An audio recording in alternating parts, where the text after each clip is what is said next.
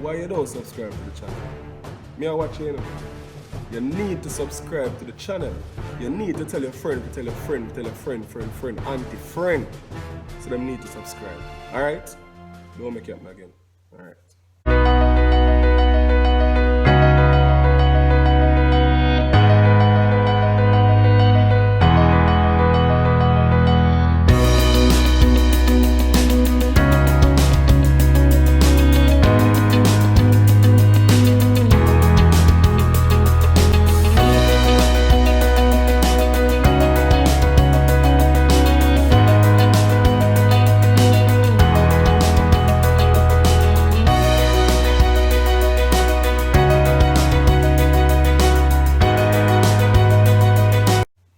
Welcome fam, welcome to I Am Ready for Love with Canessa and Jerome. Yeah, so I'm here today again with one more interesting, a very crucial topic when it comes on to love and relationship that is called love languages. Love languages, very important. So we're going to explore that in brief. But I really want to take time out to really say thanks to all the viewers, all the supporters, all the subscribers.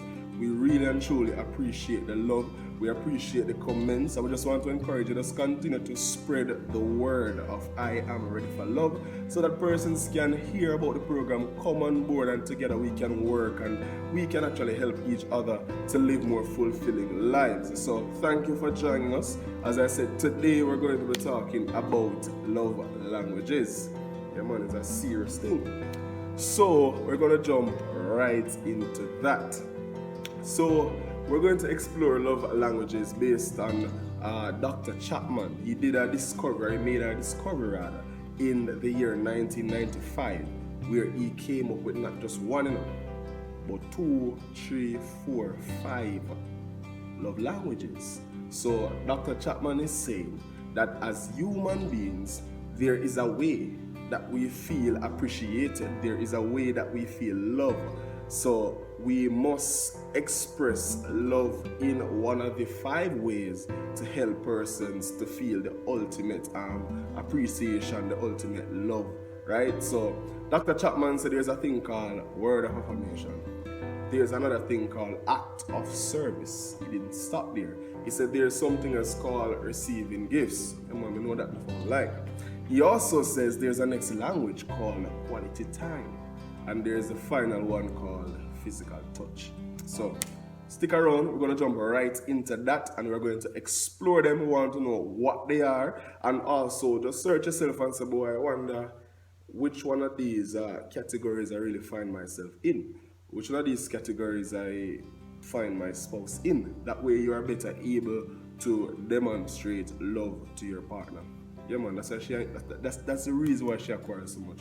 That's why her face long after you give her the gift, because you don't know her love language. You know, so you carry her out the other day, but the reason why she's still upset, even though you carry her out, is because you not give her the right gift, you not speak the right language, brother. It's like somebody speaks Spanish and you go to them and talk English. I'm not understanding. So I'm saying, let us try to diagnose today the love language of your spouse, your love language also, so that in the relationship, both of you can be treated fairly and you can feel ultimate love and appreciation. Alright, so the first love language, according to Chapman, is called words of affirmation. And I'm going to break it down in its simplest form. Nothing too scholarly or with no big words, nothing like that. I want to be clear, right? So the first one is words of affirmation. And just as how the phrase sounds, it's basically you expressing love with words. You using words to express love and to uplift and build your partner. So that's where compliments become very important, right? So if you realize that your spouse is somebody who is moved, who is triggered by words, who is turned on by words, then understanding that the person's gift or love language rather is words of affirmation. Therefore, if your spouse should get up in the morning and then, for instance, she's going to work and for the men, yeah, she dressed properly and everything and you like how she dressed and all of that. Don't just see it and, yeah man, you look alright. And you go through the door. No, just stop, brother. Probably need to borrow to a Shakespeare words, or if you can, just a deep, find something, but say something with meaning and something with substance. You're beautiful. You're beautiful. To uplift your wife's spirit, make sure you know, say, yeah, wifey, you look real good. Like the shoes on the bag, that it at work. You understand what I'm saying? Just compliment them. Don't just overlook the appearance, because the fact that words of affirmation means a lot to them. Then they will personally go all out just to get your attention for you to compliment them. That's what they want. So I'm saying, don't overlook it. Don't turn a blind eye to these things. They even do something around the house, and probably you would normally shape the fence, and she decides, okay, I'm going to see if I can at least help out and do something. When you see it, come on, man, don't just pass like you don't see it. Say something. Compliment your spouse. This means a lot to your spouse. So you might think, say, buying a brand new car is the world. Not everybody is like that. So again, if your spouse love language is word of affirmation, try to use words. Try to use compliments to make your spouse day, make them year, right? And don't bother use no big words where you can't manage. Just keep it simple and keep it real. That's all. Alright? The second love language is called act of service. For this one now, act of service is simply saying what you do. So it's not so much of what you say, but it's more so what you do that will cause your spouse to feel loved and appreciated. So usually your spouse will probably clean the house on a Saturday, and you decide to, okay, guess what? I'm going to wow you this weekend. So you make sure you come home early Friday, and you just go through the house, and you probably do the laundry, and you probably clean up the place and put the place together. Nice. When your spouse reaches home and then see all of what you have done, I'm telling you, Oh my God! Wow! the Grammy is yours. You understand? You have just wowed that person, because act of service is something that means a lot to them. Your action means a lot. It says a lot to them.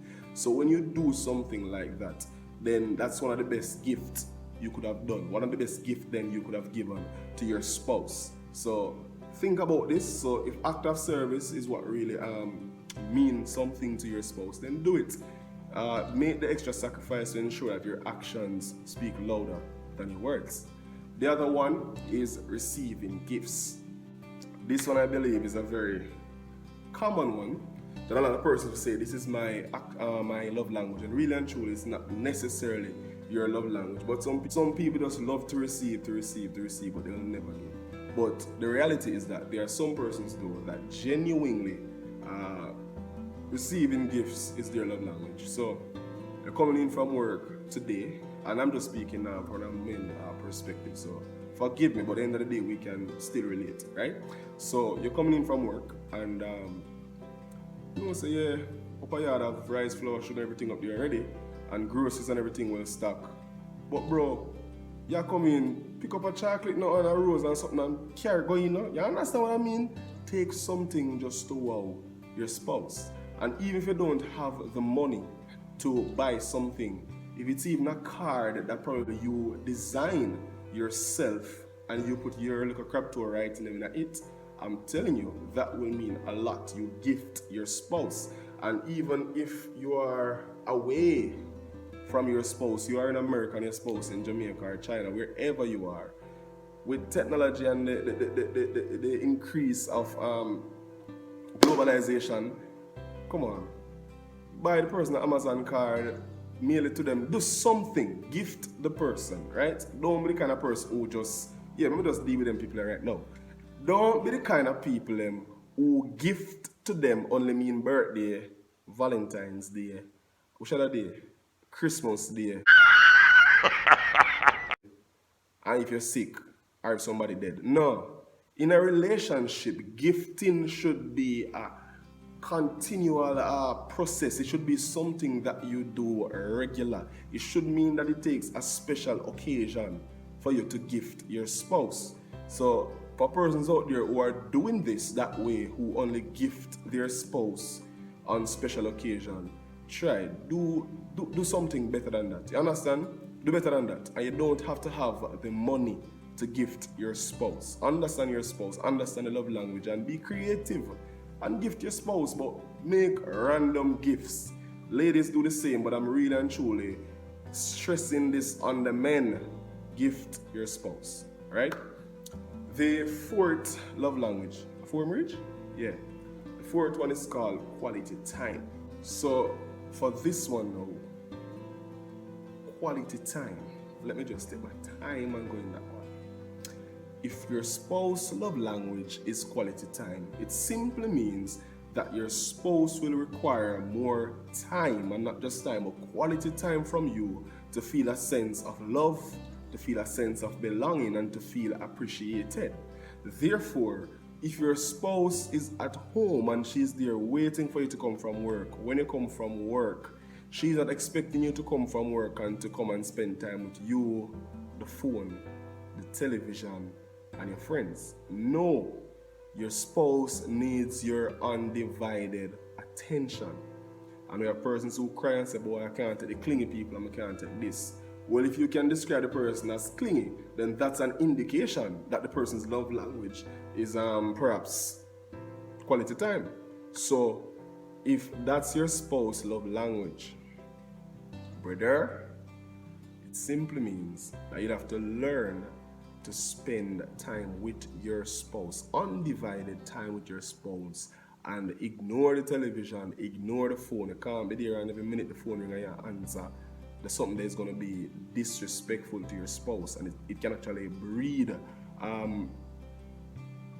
resentment, if that's the right word to use. It can cause a problem in the relationship, because if this is a person's love language and you're seemingly violating that, then it's going to come across as disrespect to your spouse. So be very careful of that. Another love language is physical touch. For this one now, as it suggests, why I laugh, I don't know. Anyways, as it suggests, physical touch. It simply means that for your spouse to feel love, appreciated, and to feel that, yeah, you're there with them, you will have to get physical with them, right? So you just telling them that roses are red, violets are blue. What the next part go? I don't know. Anyways, there's something that will work, you understand? You'll have to get physical for them to feel loved and appreciated. Not everybody is like that, but there are those persons out there like that. So you'll have to know the right places to touch. You'll have to learn to know when to touch, and not just when, but you'll also have to know how to touch, right? So that's what make them fire. Then bro, want to learn the craft. So that's basically Chapman's five love languages, and I believe they are very, very effective. So it's for us to really search ourselves and see where we fall. But there's something important that I really want to point out to us. The fact that you have a particular love language, or you're stronger than in one love language, don't for a minute assume that that is what your partner, that's also your partner's love language. So say for instance, your love language is act of service. You like when people go the extra mile and do things for you, do things on your behalf. Because you want to make your spouse happy now, it doesn't mean that, okay, he does this for me and this makes me happy, so I'm going to do back something similar for her and I believe that's going to make her happy. No, it works, bro. That's your love language. That is not necessarily your spouse's love language. So act of service may be yours. Find out what is your spouse's love language. So when you are giving back to that person, when you're expressing love to that person, don't express what you would like, but you need to express what they would like, what they prefer, what make them feel loved and appreciated. So be very careful not to mix your love language or to treat other people based on the fact that you feel loved and appreciated a certain way. Understand what make them feel loved and appreciated, and then allow your actions to follow through. Alright? So that's basically it. So I hope some persons I hope someone will get help. That me I try to say. Yes, I hope this was helpful to some of you. So if you have been administering the wrong medication for all these years, then I hope you actually go to the pharmacy and you buy the right vitamin now and you start to administer the right vitamin so you can get less long face and less murmuring and complain. Because the reality is this: when your spouse is not feeling loved and appreciated, then the home atmosphere cannot be happy, right? Because if you're not happy and you are in the house and you create the atmosphere, and the home cannot be happy, right? So it may sound simple, but spend some time. We're going to put some link in the description below, so check it out, with some quiz, some test, psychological test that you can do to help you to understand your love language. It's very brief, so you can go down in the description, check out the link and do the love language quiz or test, if you want to call it that, and see which area you're most strong, you're most dominant in. So we're not saying that you may not have two love languages, but one sometimes stands out more dominant than the other. So do the test, and you can encourage your spouse to do the test. As a matter of fact, do the test together. Yeah, do the test together. So it's a couple thing. Do the test together, and then when you understand each other's love language, then you can start plan.